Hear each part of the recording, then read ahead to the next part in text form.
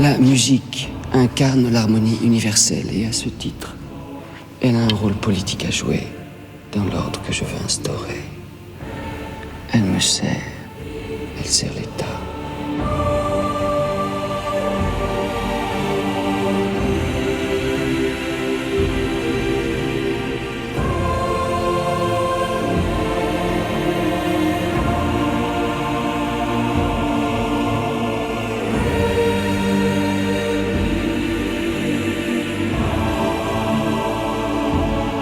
« 2000 ans d'histoire ».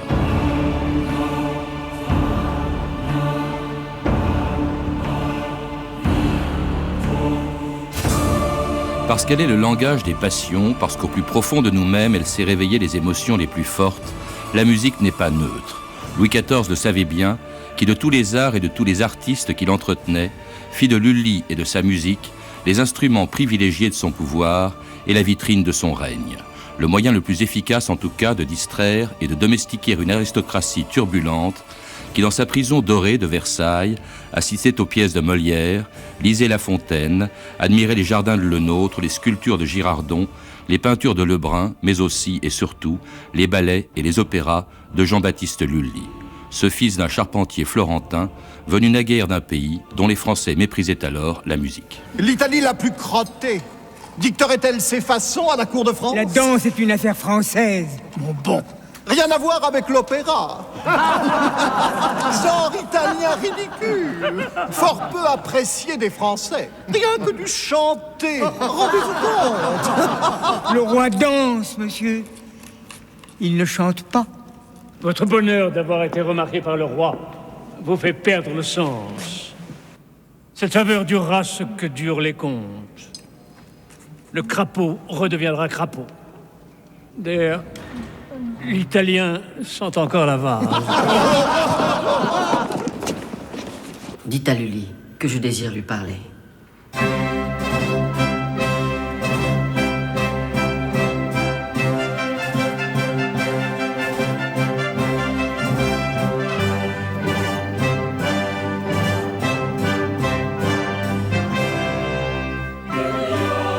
Philippe Beauchamp, bonjour.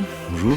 Vous êtes musicologue, romancier, auteur d'un livre sur Lully dont s'est inspiré le film Le Roi danse, dont on vient d'entendre un extrait qui est la rencontre entre Lully et le jeune Louis XIV, qui fera de lui un des plus grands musiciens français alors qu'il est d'origine italienne. Et fils de meunier, j'ai dit de charpentier tout à l'heure, mais c'est meunier. Meunier, en effet, il s'appelait Giambattista Lully, son père était... Avec un I à la fin. Avec un I à la fin, naturellement. Son père était meunier à Florence. Et par une série de hasards ou de bienveillance du hasard d'ailleurs, il est arrivé à Paris au service de la grande mademoiselle, la cousine de Louis XIV. Et il venait faire quoi? Enfin, je crois qu'il venait simplement lui apprendre le français, pas du tout la musique. Je ne sais pas si à l'époque même il connaissait la musique, il avait 14 ans. Oui, il avait 14 ans. Moi, je crois qu'il devait avoir déjà une expérience musicale. Bon, il y a une tradition qui veut en effet qu'il ait tout appris ici, à Paris. Elle est tout à fait suspecte, à mon avis. Ce sont les Français qui auraient bien voulu que le grand Lully, fondateur, c'est du moins ce qu'on en pensera au XVIIIe siècle et par la suite, fondateur de la musique française. Entre nous, elle est bien antérieure, mais enfin, c'est embêtant qu'il soit italien, vous comprenez. Alors, il vaudrait mieux qu'il n'ait pas appris à jouer du violon, ni à composer à Florence. Ça serait, pour notre respect humain, ça serait plus sûr. En tout cas, l'Italie est à la mode. Elle n'est pas forcément aimée par tout le monde, parce qu'on n'aime pas trop Mazarin, mais c'est Mazarin, un Italien, qui gouverne la France, puisque Louis XIV est encore trop jeune, il est régent avec Anne d'Autriche. Et c'est pour ça que l'Italie est à la mode. Et c'est comme ça que Louis XIV, sortant de chez la grande mademoiselle, la cousine du roi, rencontre Louis XIV. Louis XIV a 14 ans, Lully a 6 ans de plus. C'est des gamins, en fait, quand ils se rencontrent. Oui. Alors, cette histoire des rapports de la France et de l'Italie, c'est très intéressant. C'est une espèce de... C'est comme des vagues sur le bord de la mer, vous savez. Ça va, ça vient. On l'adore, on la déteste, puis on la réadore, puis on la redéteste. Et ça dure depuis François Ier. Et alors, chose curieuse, en effet, au milieu du XVIIe siècle, la France est gouvernée par une Espagnole, qui s'appelle Anne d'Autriche, mais c'est quand même une Espagnole, et un Italien qui est Mazarin. Alors, Paris est peuplée d'Italiens à ce moment-là. Les artistes italiens, les peintres italiens, les grands acteurs de la Commedia dell'arte, ils ne sont pas à Venise à ce moment-là, ils sont à Paris. En particulier, l'un des principaux d'entre eux, qui est Fiorelli, qui est le créateur du rôle de Scaramouche. Donc rencontre entre Lully et qui arrive à la cour, Alors il arrive 7 ans après, en 1753, et puis surtout il va se mettre à danser avec Louis XIV, qui adorait ça, qui adorait la danse. Lully lui apprend à danser, c'est pas d'ailleurs, il apprend à danser, il joue de la musique, mais il n'est pas encore vraiment compositeur. Alors, les débuts de Lully sont assez difficiles à... tant qu'il n'est pas officiellement installé, comme toujours, on n'a pas beaucoup de traces. Alors, quand a-t-il commencé à composer? Qu'est-ce qu'il a commencé à composer? Je jetterai simplement une idée. Mazarin, qui était un grand mélomane, a essayé, tant qu'il a pu, de faire venir de la musique italienne en France, et il a toujours raté. Ça a été un fiasco chaque fois. Et le bonheur de Lully, c'est qu'il est resté 7 ans hors de la cour, simplement au service de la grande mademoiselle, à sentir quel était le goût des Français, leur sensibilité, etc., et à s'adapter avec un sens admirable de l'assimilation, de la combination, et de telle sorte que quand il commence à composer de la musique, à l'italienne, il est quand même à la française. Et il va commencer à composer des ballets. Le roi danse.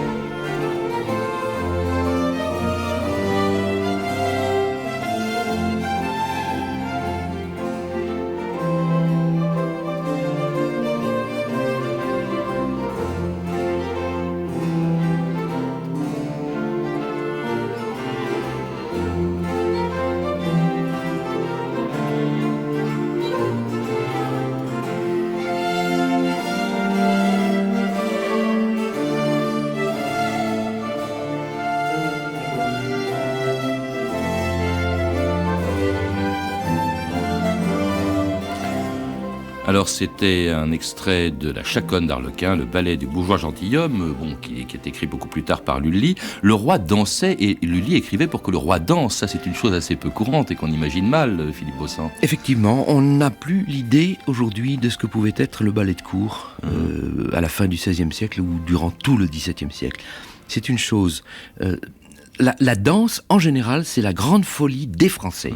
À tous les niveaux de la société. Aujourd'hui encore, or que le roi danse, et en public en plus, devant tout le monde. Justement, c'est là la différence, c'est que tous les Français dansent à tous les niveaux et ils dansent pratiquement les mêmes types de danse. Simplement, dans la conception hiérarchique que l'on avait à ce moment-là de la société, les meilleurs danseurs doivent être là-haut à la cour et le meilleur danseur doit être le roi. Et c'est vrai d'Henri IV, c'est vrai de Louis XIII et c'est vrai encore plus de Louis XIV. Alors Louis XIV n'est pas vraiment roi encore, il l'est depuis la mort de son père, mais il ne gouverne pas, il ne gouverne qu'en 1661, à la mort de Mazarin, il va gouverner seul, il va couvrir aussitôt Lully d'honneur, de privilèges, il le fait de lui son surintendant de la musique, il lui donne la nationalité française. Pourquoi est-ce que Louis XIV s'intéressait à Lully? Est-ce que c'était simplement un compagnon de jeu, comme dans sa jeunesse, ou est-ce que maintenant c'était autre chose? Alors, c'est une très bonne question. Au début, en effet, c'est un compagnon du divertissement favori du roi, et celui qui entre le mieux dans son jeu. Mais ce qui est très important, c'est de voir que dans la politique de Louis XIV vis-à-vis des arts, qui est très importante, il était présent dans tous les arts, il met un homme à chaque à la tête de chacune des disciplines. Il y a Lebrun pour la peinture, tant pis pour Mignard. Il y a Lully pour la musique, tant pis pour Charpentier. Il y a... Mais parce que les arts, pourquoi parce qu'il aimait les arts, parce qu'il aimait la musique, ou c'est parce que ça, c'était la vitrine de son règne éditeur? C'est un peu ça, deux. Non? Oui. C'est les deux à la fois. Ouais. C'est un passionné des arts et un passionné compétent. J'ai pas mal travaillé cette question. Vraiment, il est là partout, il se mêle de tout et il a un jugement, un flair qu'on ne prend jamais en défaut. Et en même temps, c'est sa vitrine. En tout cas, il va défendre Lully envers et contre tout et contre tous ceux qui scandalisent le comportement de Lully. Le surintendant de ma musique ne se conduit pas comme un Jean foutre. Sire, vous m'en voulez, mais j'ai rien fait de mal. Rien de tout ce qu'on prétend est pour l'autre nuit. Je ne veux rien connaître de l'autre nuit. Mais j'exige que tu changes de façon. Sais-tu le châtiment qu'encourent les sodomites? Sire, je suis marié et père. Je le sais que tu es marié. Merci. Épargne-moi cette musique-là. Ta femme a bien du mérite de te garder.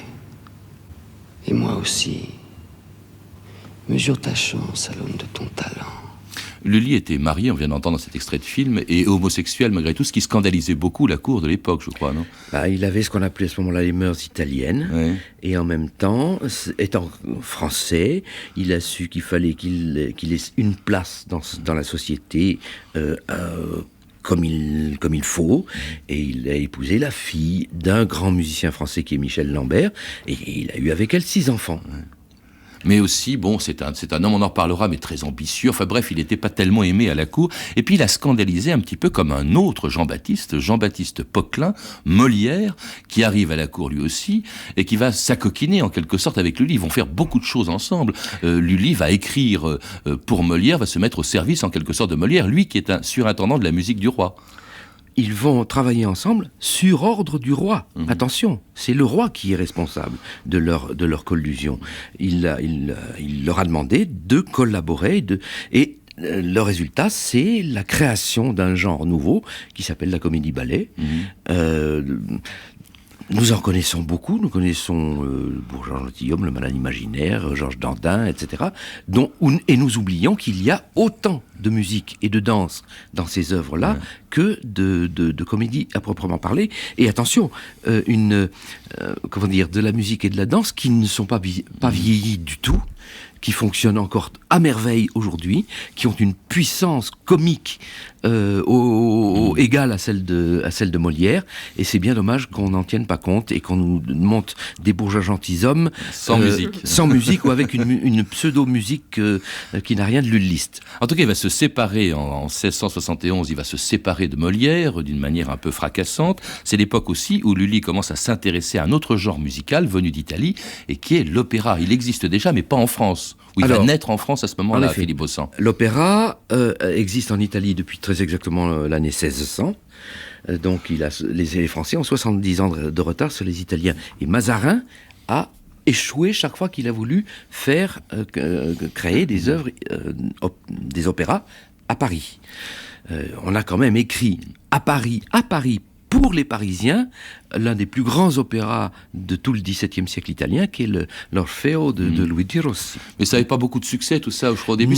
Premier opéra vraiment français, c'est Cambert qui l'a la musique. Alors, il y a tout un mouvement qui se dessine. Pour le théâtre en musique, c'est Louis XIV qui en est responsable, et c'est Molière et Lully qui le font ensemble.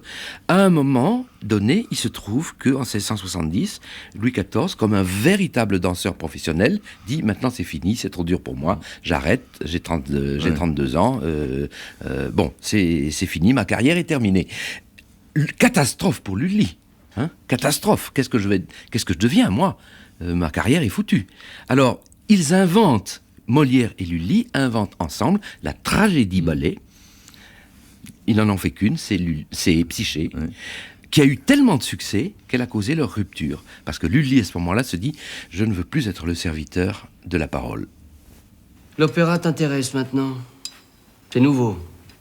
S'il faut un opéra en France, il ne peut venir que de moi. Votre voix, c'est moi. Depuis 20 ans, c'est moi. Et pour l'éternité, ce ne peut être que moi. Je vous écrirai des tragédies en musique. L'opéra, mais français. Vous en serez l'instigateur, le maître d'œuvre. Rien que du chanter. Mais j'insiste, mêlé au ballet qui fait notre gloire, sans fioriture, sans outrance à l'italienne de la rigueur, de la noblesse, de l'élévation. Les puissants et les dieux ne seront pas chantés par des voix efféminées à la manière des Italiens, mais bien par des basses, des barytons français, sire. Vous ne dansez plus, je le regrette, mais votre cour ne peut déserter la scène. Il n'y aura plus dorénavant qu'une seule musique pour la France. Une seule. Je veux votre appui sans réserve. C'est Lully donc demandant à Louis XIV en 1672 effectivement d'obtenir ce qu'il va obtenir, le privilège de l'Académie royale de musique, c'est-à-dire le futur opéra. C'est ça. Et c'est Lully, effectivement, qui devient le créateur, effectivement, de l'opéra français. C'est vrai, là, on n'a pas à revenir sur cette question-là. Bien que Cambert ait écrit et fait une espèce d'avant-première avec Pomone. En tout cas, Lully va écrire Cadmus et Hermione, son premier opéra, beaucoup d'autres, Alceste, et puis, un peu plus tard, en 1683, Phaéton.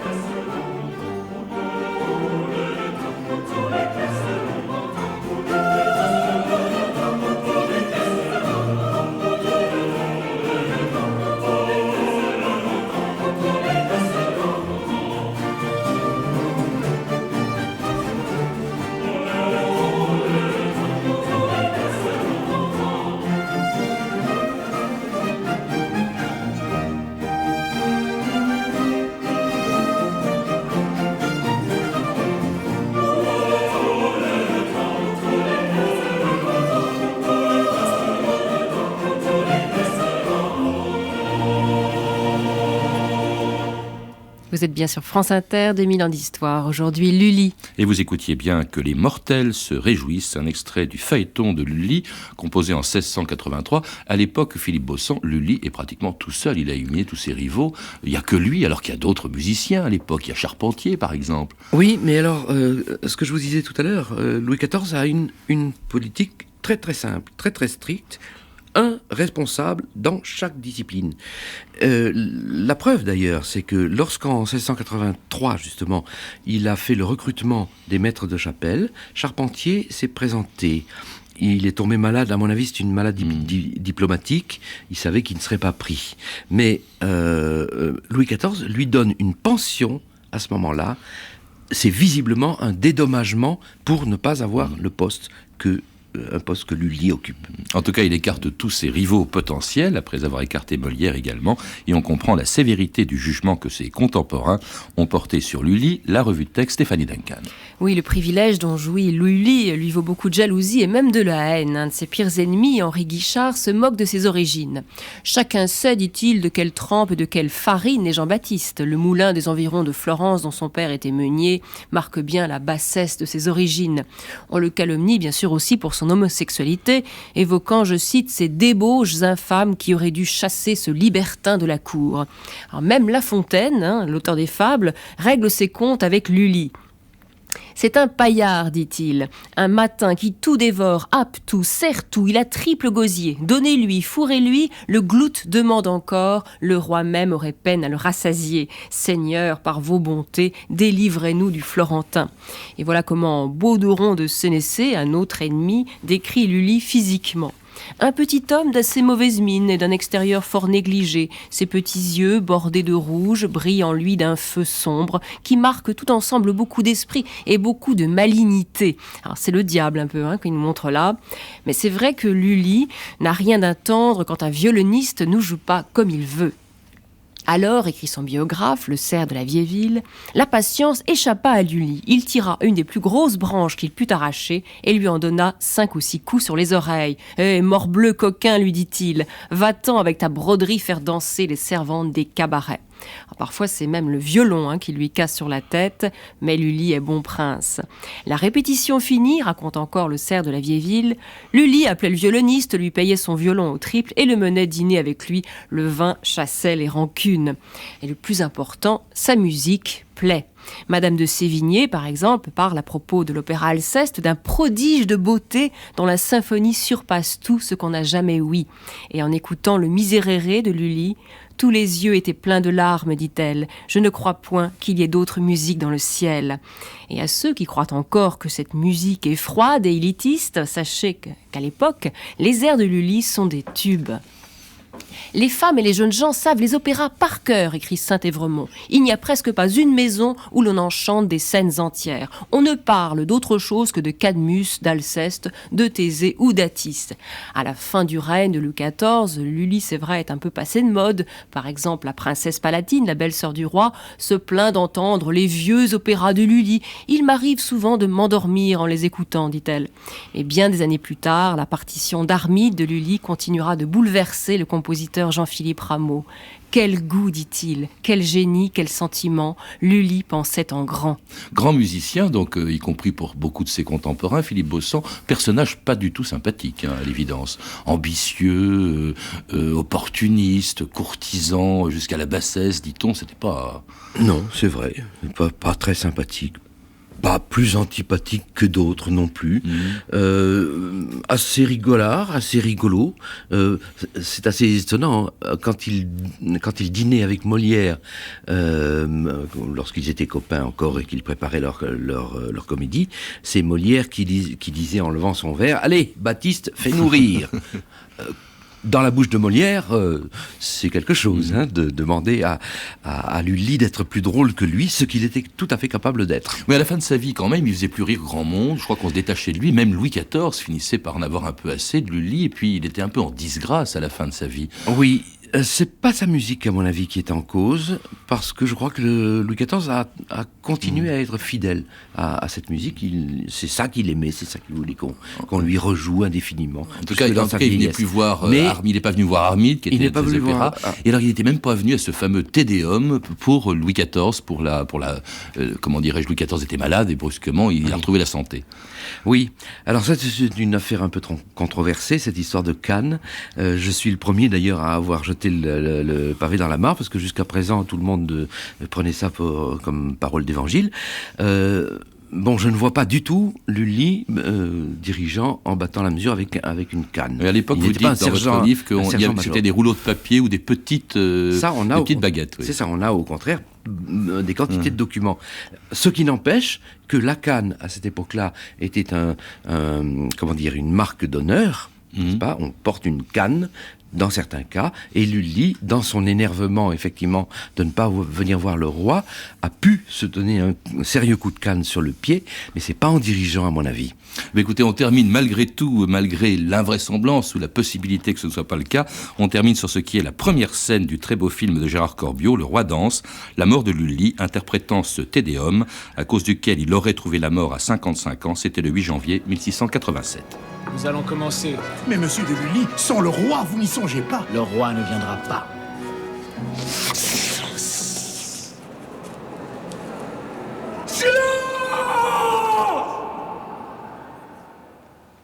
Le Tédéum du roi!